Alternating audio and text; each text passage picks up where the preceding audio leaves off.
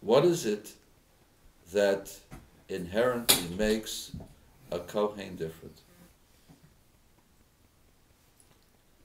And the answer is the same as the designation of Israel, that they were designated as the lightning rod to attract and to reveal godliness in the world, from which all of the nations of the world will receive that light. So too the Kohen is a receptor for the essential presence of God that revealed itself in the Holy Temple. For you see, there are different receptors, there are different sensitivities. There's a sensitivity of intellect, and there's a sensitivity of the heart, and then there's a sensitivity of the soul. All of these factors are different. There's a person whose mind can understand God. And then there's a person whose heart can feel love for God. And then there's a person whose soul can feel the presence of God in a manifest way beyond intellect and beyond love. And this is a natural thing that God has presented and placed into the world. The choices that people made in their origin created the relationship that people have with God. Those peoples of the world who, in their investigation, only wanted their God to serve them, to make them successful in their crops, to make them successful in their business and in their warfare.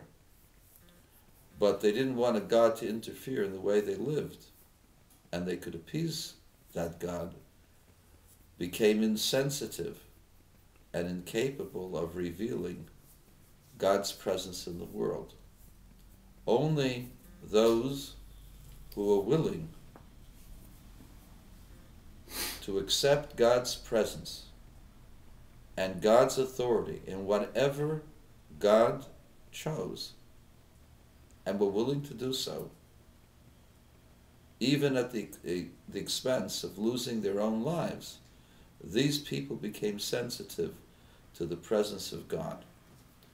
And within that people of Israel, those who never deviated under the most difficult circumstances, developed a sensitivity and a sensibility for God's presence in a way that goes beyond intellect and beyond emotion.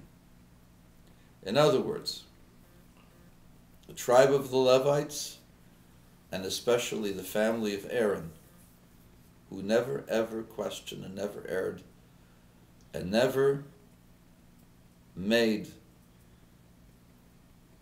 any kind of rebellion against God, those people were rewarded with being the channels for the ultimate awareness of the presence of God in this world.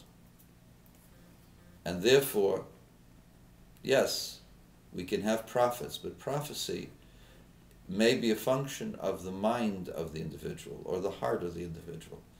For you see, when the person develops his heart and his mind properly, the divine presence can rest upon him. But that divine presence is an intellectual presence. It's a presence that overcomes the mind.